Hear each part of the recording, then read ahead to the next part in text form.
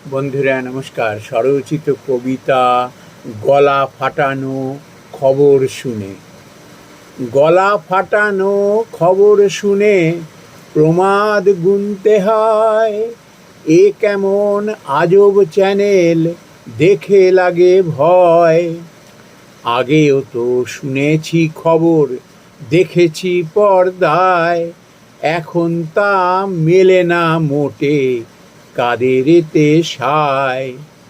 গলা ফাটিয়ে আসর মাত যেন কামান দাগে, কেমন যেন পাগলামি আর রুচিহীন লাগে।